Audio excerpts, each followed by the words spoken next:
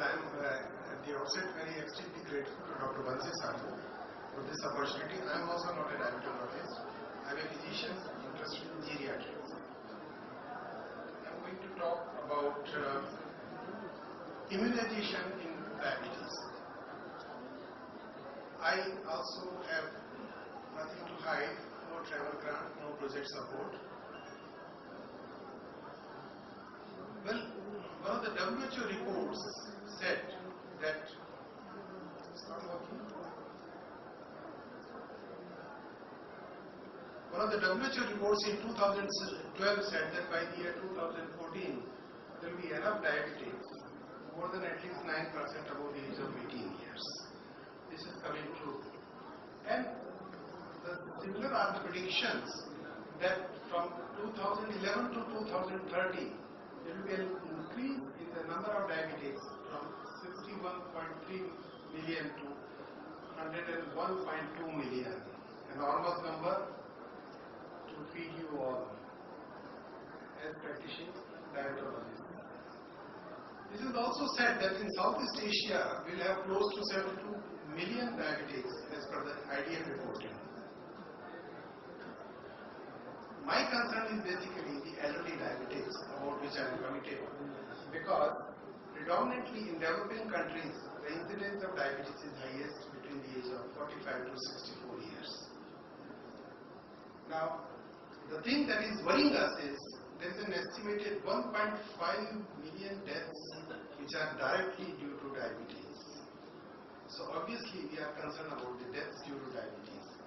And the deaths due to diabetes occur not only because of the sugar, but because of its complications like microvascular, macrovascular, which everybody is treating, and also immune-related functions.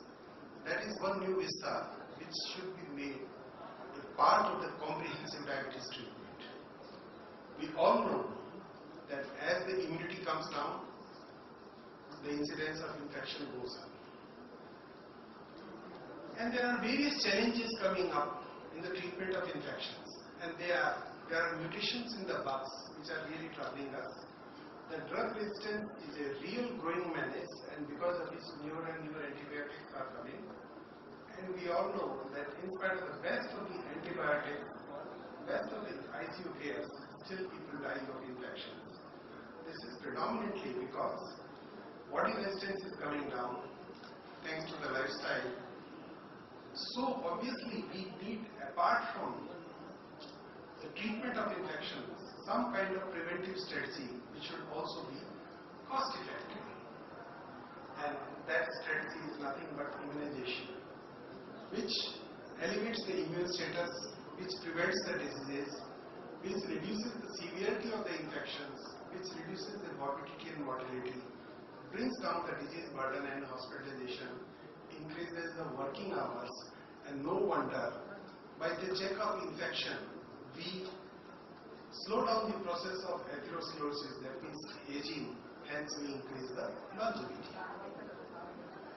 The immunity we all get passively as well as actively, passively during the intrauterine life, and later on because of supplementation during the treatment part of immunoglobulins to treat the infections.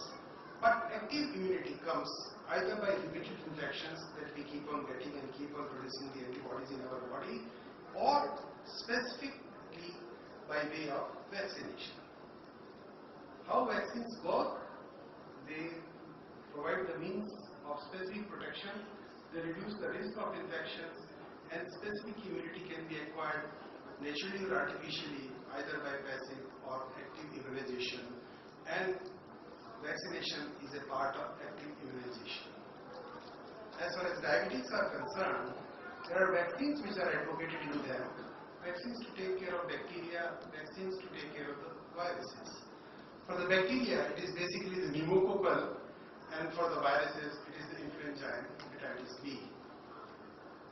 There have been studies which show that despite appropriate antibiotic therapy in intensive care, case fatality rate because of the pneumococcal pneumonia, especially IBD, that is the invasive pneumococcal disease, it is on the rise.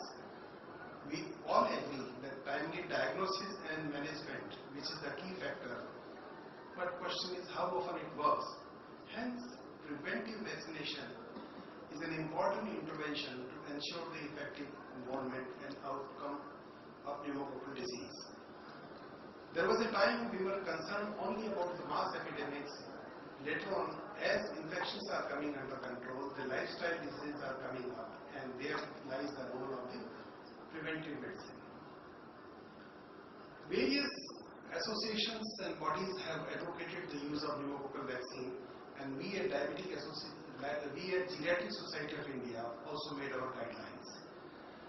Sometimes it was in the year 2008 that I made the first Indian guidelines for the use of polysaccharide pneumococcal vaccine in the country. Later on, when the conjugate vaccine came, we thought of updating our guidelines, but we thought that let's extend our horizon. Basically, geriatrics being my domain, we thought of include all the vaccines which are advocated as per WHO for the elderly segment, and those 3 vaccines at that time were pneumococcal, influenza and tetanus, so we included these in our guidelines.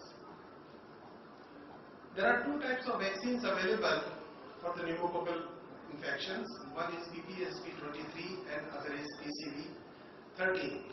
There are total 90 serotypes as far as pneumococcal are concerned, but the main which are concerned are 14, 3, 9, 19, 1, 6, 23 and the most popular being number 7. This is the structure of the polysaccharide vaccine.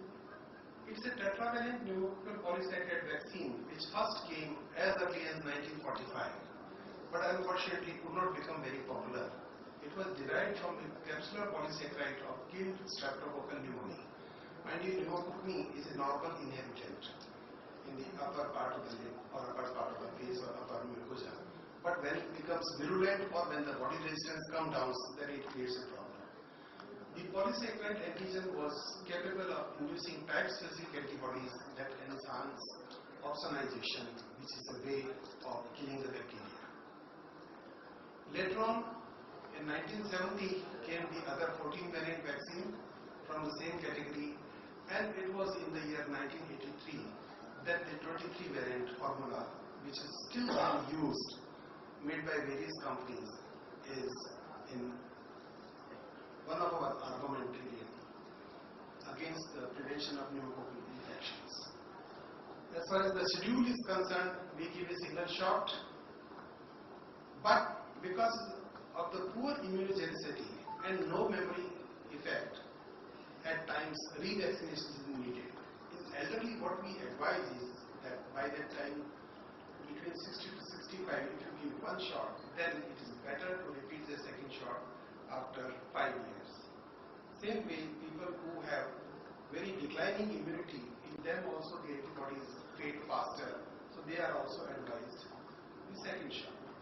This is a T-cell independent antigen, hence there is no memory component in it. And persistence vaccine-induced antibodies found in the same studies, they have suggested that yes, there is a possible beneficial effect of revaccination. That's why we repeat the vaccine after 5 years. Later on came the conjugate vaccine, because people started thinking that let's have some memory component in it. So what was done? The first conjugate vaccine came as PCV13 in the year 2000. Later on in the year 2010, it became the 13 vaccine, and it was called PCV13. What was actually done is that there is a non-toxoid diphtheria protein, that is CRF197, and this was conjugated with the polysaccharide capsule, and this was good enough to initiate the T-cell response and give the memory component. So this has to be given once, one single dose, once in lifetime only.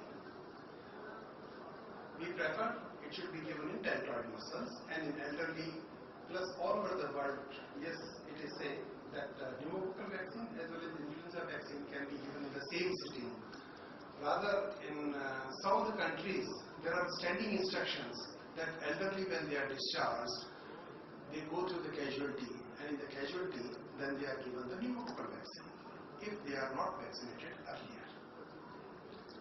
There are certain differences between these two, that is PPSP 23 and PCV 13, and the difference is the T cell and the memory component.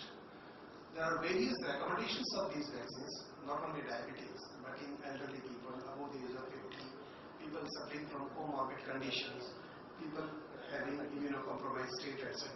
But diabetes is one thing which I think is the appropriate to talk about in this point.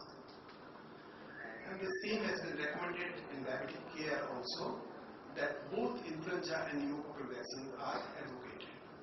Influenza vaccine is something which has proved its efficacy, and India has seen a couple of epidemics which are nothing because of the variants of the same influenza strains, and it's because of the variations. What they do, that for 3-4 months they collect the samples, then they analyze them, and from that the vaccine is being made. One is northern hemisphere, other is southern hemisphere, and the vaccine is available sometimes after July, and we prefer to give it between the month of October to November, single shot every year.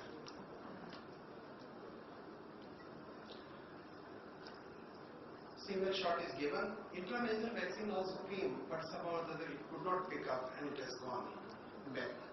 Hepatitis B virus, in fact, vaccine is also advocated in elderly. We all know the schedule, the 0, 1, 2 and 12 months. And of course, those who diabetes, who have a kidney disease, who are on hemodialysis, they are ought to be given a revaccination. The reason being that the antibody levels, they fall down very quickly.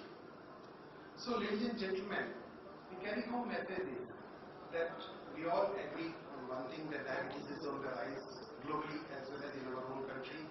We all agree on this issue, that apart from micro and macrovascular complications, even the immune-related complications are on the rise, and the deaths are occurring because of that only, because of the low immunity, the infections go up. There are issues related to bacteria and viruses regarding their mutations and drug resistance. The body resistance, we all agree, is coming down, and lifestyle changes we all talk about, but how many of us do? We of course advocate them, but what is to be thought is that vaccines are available for vaccine preventable diseases like pneumonia, influenza and hepatitis B. And I think in the modern era, when we are adding aspirin to take to care as a sort of preventive measure against the blood clotting, it is good to add vaccines also in the general diabetic care to increase the body resistance and take care of the infections. Thank you very much for your patient hearing. Thank you, sir.